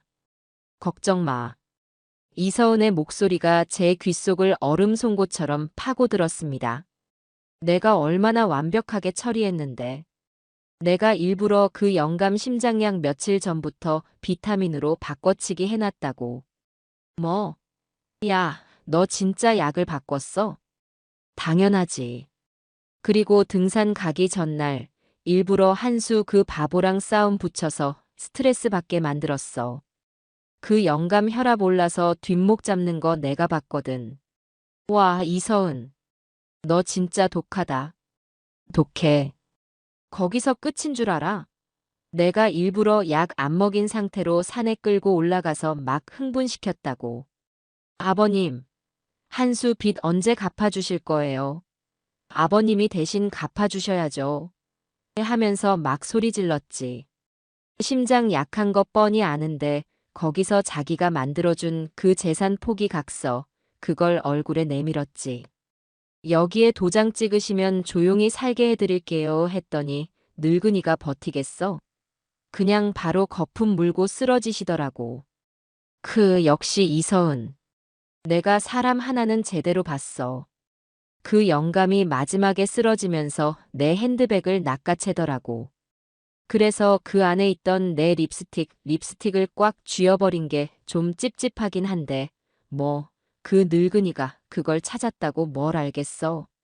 아마 영감 바람 피운 증거라고 헛다리 짚고 있겠지. 멍청하게. 하하. 그러게 말이야. 지금쯤 그 늙은이 남편 바람 피웠다고 혼자 삽질하고 있겠네. 그 립스틱이지 며느리 건 줄은 꿈에도 모르고. 두 악마의 웃음소리가 방 안에 울려 퍼졌습니다. 저는 더 이상 참을 수가 없었습니다. 하지만 마지막 확인이 남았습니다. 내 아들 한수는 어디까지 알고 있는가? 잘했어. 아주 잘했어, 이서은. 그 영감도 깨끗하게 갔겠다. 이제 내일이면 네가 그 늙은이 재산 다 상속받는 거지. 그럼 네 남편, 그 멍청한 김한수는 어쩔 거야? 그놈도 공범인데 입 막아야 하는 거 아냐? 김한수. 이서은의 목소리가 갑자기 얼음장처럼 차가워졌습니다. 자기야. 그 인간 이름 이제 부르지 마. 걔는 그냥 껍데기야. 껍데기. 걔는 아버지가 심장병으로 쓰러졌다고만 알지. 내가 약을 바꾼 것까진 몰라. 그냥 지 노름 빚 덮어주니까 좋다고 내 말 다 듣는 바보라고. 저 늙은이 재산만 싹 받으면 그 인간 노름 빚 이자까지 쳐서 갚아주고 끝이지 뭐. 걔도 아버지가 빚이 있었다니까 자기가 2억 빚내서 갚겠다고 신났던데. 바보. 난 자기랑 둘이서 떠날 거야. 그 멍청이는 버리고. 하하. 진짜? 그럼 그놈은 지 마누라가 지 아버지 죽인 것도 모르고 지 마누라가 지 배신한 것도 모르고 그냥 감옥 가겠네. 횡령죄로. 그렇지. 걔는 딱 그 정도 깜냥이야. 우리 미래에 짐될 필요 없잖아. 저는 더 이상 들을 필요가 없었습니다. 제 아들을, 제 남편을, 그리고 저를. 이 한 쌍의 악마가 이렇게까지 철저하게 짓밟고 조롱하고 있었습니다. 저는 조용히 일어났습니다. 제 귀에서는 민 대표의 차분한 목소리가 들려왔습니다. 사모님. 완벽합니다. 모든 게 녹음되었습니다. 영상도 확보했습니다. 이제 그만 나오시죠. 저는 난초방을 나와 식당을 빠져나왔습니다. 차가운 밤 공기가 불타는 제 뺨에 와 닿았습니다. 저는 민 대표의 차에 올라탔습니다. 사모님 괜찮으십니까? 네. 괜찮아요. 이제 두 번째 덫을 놓아야죠. 제 손에는 이 모든 지옥 같은 대화가 담긴 녹음기가 들려 있었습니다. 다음 날 아침이 밝았습니다. 그들에게는 상속의 날이었겠죠. 아침 일찍부터 아들 한수에게서 전화가 걸려왔습니다. 그놈의 목소리는 주체할 수 없는 흥분으로 가늘게 떨리고 있었습니다. 어머니, 저희 2억 준비됐습니다. 어제 은행 일은 잘 처리됐고요. 오늘 10시 그 변호사 사무실 맞죠? 아니다. 제 목소리가 얼마나 차갑게 나가는지 똑똑히 느꼈습니다. 네. 10시가 아니라고요? 왜요, 어머니? 너. 너만 지금 집으로 당장 오너라. 네, 저만요? 서은이는요? 같이 가야 도장을. 서은이는 오지 말라고 해. 저는 아들의 말을 잘랐습니다. 아주 중요한 마지막 서류가 빠졌다. 너 혼자 와서 확인해야 할 서류다. 당장 오너라. 어머니 그게. 끊는다. 저는 전화를 끊어버렸습니다. 그놈은 지금 온갖 상상을 다 하고 있겠죠. 혹시 며느리를 빼고 아들에게만 더 주는 건가? 그 탐욕이 의심을 눌러버릴 겁니다. 20분이 채 되지 않아 현관문이 거의 부서져라 초인종이 울렸습니다. 아들 한수였습니다. 그놈은 숨을 헐떡이며 서 있었습니다. 그놈의 손에는 어제 그 사채업자에게 다시 빚을 내서 마련했을 그 2억이 든 돈 가방이 들려 있었습니다. 어머니, 이게 무슨... 서은이는 왜... 저는 한마디도 하지 않았습니다. 그저 턱짓으로 거실 소파를 가리켰습니다. 앉아라. 제 위압적인 태도에 한수는 어리둥절한 표정으로 소파에 엉거주춤 앉았습니다.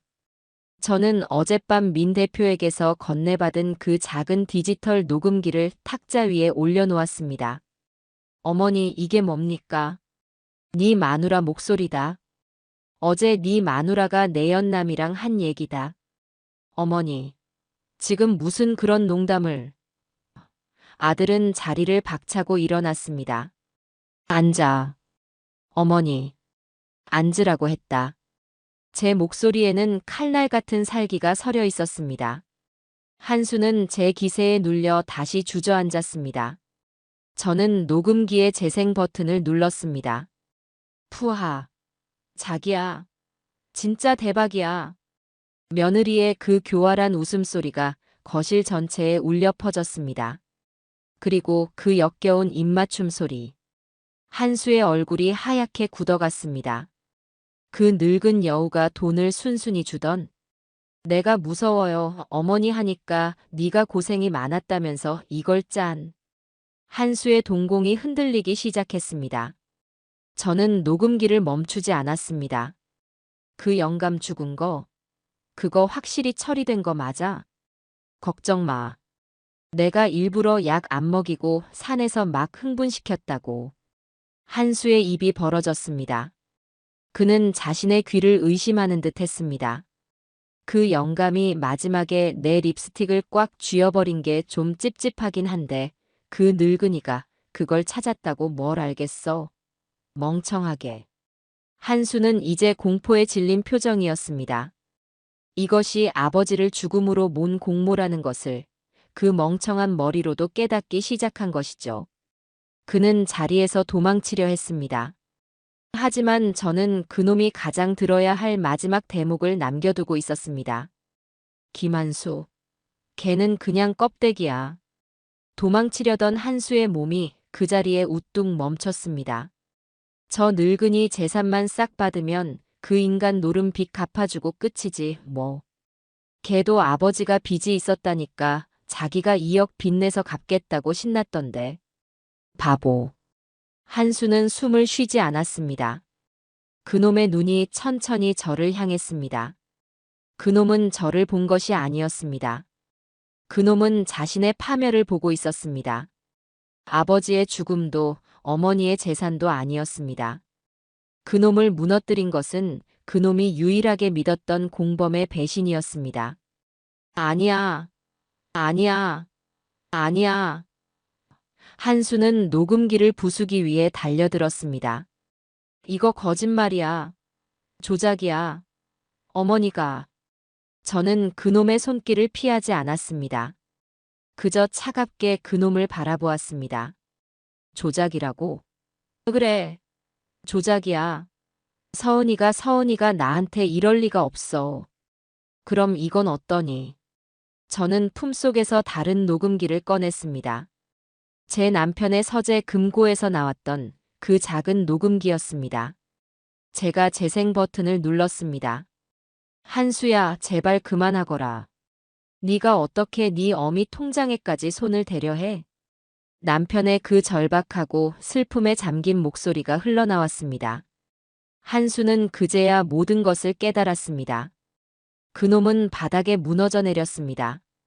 그 나쁜 나를 이용했어. 나를. 한수는 아이처럼 울부짖었습니다. 아버지를 잃은 슬픔이 아니었습니다. 어머니에 대한 죄책감도 아니었습니다. 오직 자신을 배신한 아내에 대한 분노와 모든 것을 잃게 된 자신에 대한 연민뿐이었습니다. 저는 그 짐승 같은 울음소리를 가만히 들었습니다. 그리고 그놈이 지쳐서 헐떡일 때쯤 그놈의 앞에 다가갔습니다. 일어나라. 어머니, 어머니. 제가 잘못했어요. 흑, 어머니. 그놈이 제 다리를 붙잡으려 했습니다. 더러운 손 치워라. 저는 그놈의 손을 발로 쳐냈습니다. 일어나라고 했다. 한수는 공포에 질려 제 말을 따랐습니다. 그놈은 눈물 콧물로 범벅이 되어 소파에 다시 주저앉았습니다. 김한수, 너 살고 싶니? 네, 네. 어머니, 살려주세요. 제발. 너한테 기회는 딱 한 번뿐이다. 저는 그놈의 앞에 백지 한 장과 펜을 던졌습니다. 네가 아버지 회사에서 횡령한 내역. 네가 이서은이랑 그 사채업자 놈이랑 공모한 모든 내용. 네가 아버지를 어떻게 협박했는지. 전부 다 여기 적어라. 어머니. 그걸 적으면 저는 감옥에. 적어. 저는 그놈의 말을 잘랐습니다. 적으면 네가 그 사채업자한테 징계인 노름빚. 그건 내가 갚아주마. 하지만 이서은이랑 같이 사기친 돈, 횡령한 돈. 그건 너 감옥 가서 갚아야지. 어머니. 제발. 한 번만. 선택해라. 저는 그놈의 눈을 뚫어지게 바라보았습니다. 네 마누라 이서은이랑 똑같이 공범으로 30년 썩을래? 아니면 지금 자백하고 횡령죄로 감형받고 3년 썩을래? 한수는 선택의 여지가 없었습니다. 그놈은 자기가 살기 위해 모든 것을 팔아넘길 놈이었습니다. 그놈은 부들부들 떨리는 손으로 펜을 집어들었습니다. 적을게요, 어머니. 적겠습니다. 뭐든지 다 적겠습니다. 저는 창밖을 바라보았습니다. 내 아들이 내 앞에서 자신의 모든 죄악을 한 글자 한 글자 적어 내려가고 있었습니다. 두 번째 덫이 완성되었습니다. 드디어 심판의 날이 밝았습니다. 저는 밤새 한숨도 자지 못했습니다. 하지만 피곤하지 않았어요. 오히려 정신이 맑아지는 기분이었습니다. 74년 평생 이렇게까지 제 모든 감각이 곤두서고 피가 차갑게 식어본 적이 없었습니다. 아침 일찍 저는 옷장 가장 깊숙한 곳에 넣어두었던 제 남편이 살아생전 가장 좋아했던 제 모습을 꺼내 입었습니다. 화려하지 않은 짙은 남색의 정장이었죠. 당신은 그 옷을 입을 때가 제일 기품 있어 보여. 그이가 늘 칭찬하던 옷이었습니다. 오늘은 그이에게 부끄럽지 않은 가장 기품 있고 가장 강인한 모습이어야 했습니다. 화장대 서랍을 열어 그 붉은 립스틱을 꺼냈습니다. 오늘은 이것도 가져갈 겁니다. 이 모든 복수의 시작이자 끝을 장식할 물건이었으니까요. 저는 제 남편의 영정 사진을 물끄러미 바라보았습니다. 여보, 오늘이야. 당신을 짓밟고 우리 가정을 망가뜨린 그 짐승들을 내가 오늘 전부 지옥으로 끌고 들어갈 거야. 그러니 하늘에서 똑똑히 지켜봐. 약속 장소는 변호사 사무실이 아니었습니다. 민 대표가 미리 빌려둔 한적한 오피스텔 건물의 대형 회의실이었습니다. 창문은 블라인드로 가려져 있었고 방 안에는 긴 회의용 탁자와 의자 몇 개뿐이었죠. 민 대표는 제 재산 관리인이자 법무대리인 자격으로 탁자 한쪽에 앉아 노트북을 켠 채 서류를 검토하는 척하고 있었습니다. 가장 먼저 도착한 것은 제 아들 김한수였습니다. 그놈은 정말이지 살아있는 시체나 다름없었어요. 어제 저에게 모든 것을 자백하고 아내의 배신을 확인한 후 그놈은 완전히 부서져 버렸습니다. 헬쑥한 얼굴에 핏기 하나 없었고 눈은 텅 비어 있었습니다. 그놈의 손에는 제가 시킨 대로 어젯밤 자필로 작성한 그 수십 장의 자백서가 들려 있었습니다. 왔니? 앉아라. 네, 어머니. 한수는 제 눈을 단 한 번도 마주치지 못하고 제 반대편 구석 자리에 조용히 앉았습니다. 그리고 잠시 후 두 번째 손님이 도착했습니다. 며느리 이서은이었죠. 한수와는 정반대였습니다. 그 아이는 머리부터 발끝까지 빛이 났습니다. 값비싼 흰색 원피스에 어제 제가 준 돈으로 산 것인지 신상 핸드백을 들고 있었죠. 화장은 또 어찌나 공들여 했던지 그 붉은 입술이 유난히 번들거렸습니다. 그 아이는 회의실에 들어서자마자 구석에 시체처럼 앉아있는 한수를 발견하고는 노골적으로 혐오스럽다는 표정을 지었습니다. 어머니, 안녕하세요. 민 대표님도. 한수 씨? 당신 왜 그래? 어디 아파? 표정이 왜 저래? 이서은은 한심하다는 듯 혀를 차며 제 옆자리에 앉았습니다. 어머니, 한수 씨가 어젯밤에 잠을 잘 못 잤나 봐요. 표정이 영 안 좋네요. 호호. 중요한 날인데 저러면 안 되는데. 그 아이는 한수의 그 끔찍한 몰골이 아버지 빚 2억을 구하느라 애썼기 때문이라고 생각하는 모양이었습니다. 아니, 어쩌면 이제 곧 저 바보 남편을 버릴 수 있다는 기대감에 그저 모든 것이 즐거워 보였죠. 괜찮다. 곧 편해질 게다. 네. 호호. 그러게요. 어머니, 그럼 서류는? 그때 마지막 손님이 도착했습니다. 문이 열리고 그 사채업자가 거만한 태도로 들어섰습니다. 뻔뻔하게도 값비싼 양복을 차려입고 머리에는 기름을 잔뜩 발랐더군요. 아이고, 우리 김경자 여사님. 말씀 많이 들었습니다. 며느님한테요. 하하. 그놈은 이서은을 보며 음흉한 눈빛을 교환했습니다. 그리고 아드님도 와 계셨네. 아이고, 김 사장님. 어제 2억 잘 구하셨죠? 하하. 한수는 고개를 들지 못했습니다. 이서은이 상황을 정리했습니다. 어머니, 이분은 그 아버님 채권자분이세요. 오늘 2억 원 가져오셨다고. 아니지, 아가. 제가 그 아이의 말을 잘랐습니다. 이분은 네 내연남이시고, 그리고 내 아들 한수의 노름 빚을 관리해 주시는 분이시지. 안 그런가요, 사채업자 양반? 네. 여사님, 그게 무슨... 사채업자와 이서은의 얼굴이 동시에 굳어졌습니다. 자자, 일단 다들 앉으시죠. 오늘 아주 긴 회의가 될 테니까요.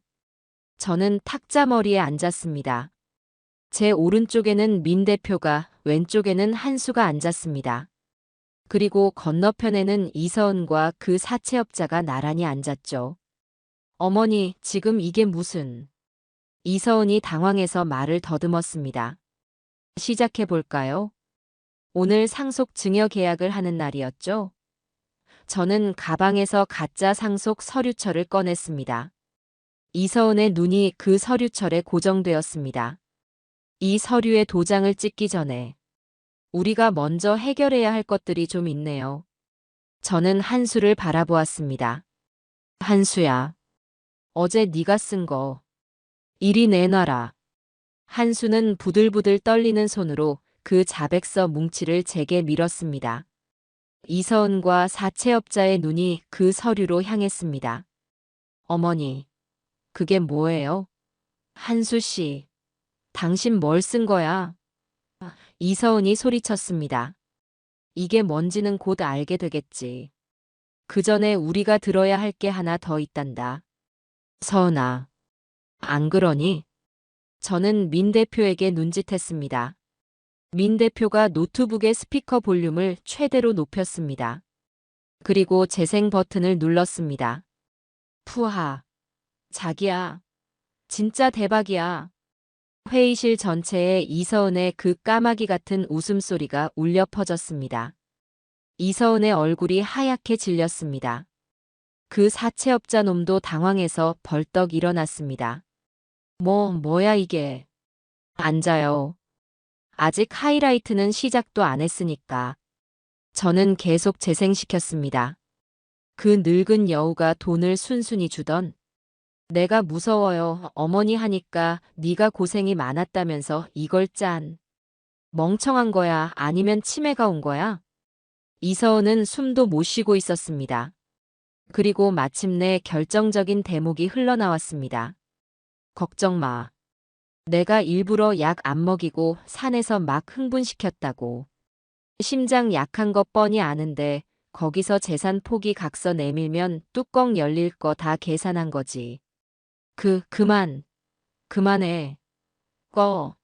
당장 꺼. 이서은이 정신 나간 사람처럼 소리를 지르며 노트북을 향해 달려들었습니다. 하지만 민 대표가 그 아이의 팔을 붙잡아 내동댕이 쳤습니다. 녹음은 계속되었습니다. 그 영감이 마지막에 내 립스틱을 꽉 쥐어버린 게 좀 찝찝하긴 한데 그 늙은이가 그걸 찾았다고 뭘 알겠어. 멍청하게. 김한수. 걔는 그냥 껍데기야.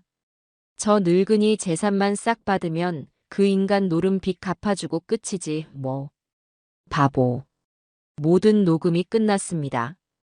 회의실에는 정적이 흘렀습니다. 이서은은 바닥에 주저앉아 헐떡이고 있었고 그 사채업자 놈은 얼굴이 시뻘개져서 문 쪽으로 뒷걸음질 치고 있었습니다. 아들 한수는 그저 눈을 감고 있었죠. 어허. 이서은이 저를 올려다보며 입을 열었습니다. 어머니, 이게 다 함정이었어요? 그래. 함정이다. 나를 속였어. 이 늙은 여우 같은. 그 아이가 다시 제게 달려들려던 순간. 회의실 문이 열렸습니다. 회의실 문이 열리고 그곳으로 쏟아져 들어온 것은 그 사채업자가 기대했던 탈출구가 아니었습니다. 정복을 입은 경찰관 대여섯 명과 사복 형사 2명이었습니다. 그들은 방 안의 살벌한 기운과 바닥에 주저앉은 이서은 그리고 문 쪽으로 도망치려던 사채업자를 보자마자 신속하게 움직였습니다. 이서은 씨, 존속 유기 및 사기 공모 혐의로 긴급 체포합니다. 아니야. 이서은은 미친 듯이 발악했습니다. 2명의 경찰관이 그 아이의 팔을 뒤로 꺾어 수갑을 채우려 하자 그 아이는 몸부림치며 제게 소리쳤습니다. 저 늙은이가 날 함정에 빠뜨렸어.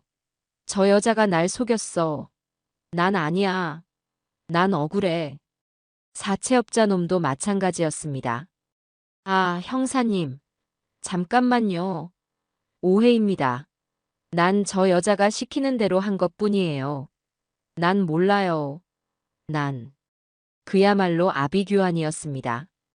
그때 이서은이 마지막 발악으로 제 아들 한수를 바라보며 애원했습니다. 여보, 한수 씨. 여보, 말 좀 해봐. 어머니가 우릴 속인 거라고. 여보. 모든 사람의 시선이 조용히 앉아있던 한수에게로 향했습니다. 한수는 천천히 고개를 들었습니다. 그놈의 텅 빈 눈이 이서은을 향했습니다. 닥쳐. 뭐? 여보. 네가 감히 나한테 어떻게 이럴 수가 있어. 껍데기. 내가 껍데기라고. 한수 씨, 그건. 닥치라고 했다. 한수는 자신이 아내에게 철저히 이용당하고 배신당했다는 분노로 이성을 잃어버린 듯 했습니다. 그때 다른 형사가 한수에게 다가왔습니다. 김한수 씨. 한수는 고개를 돌렸습니다. 업무상 횡령 및 사기 공모, 존속 협박 혐의로 당신도 체포합니다. 형사가 한수의 자백서를 집어들었습니다. 어머니. 약속. 한수가 저를 바라보며 절규했습니다. 그래. 약속 지켰다. 저는 자리에서 일어났습니다. 네 개인 노름 빚은 내가 갚아주마.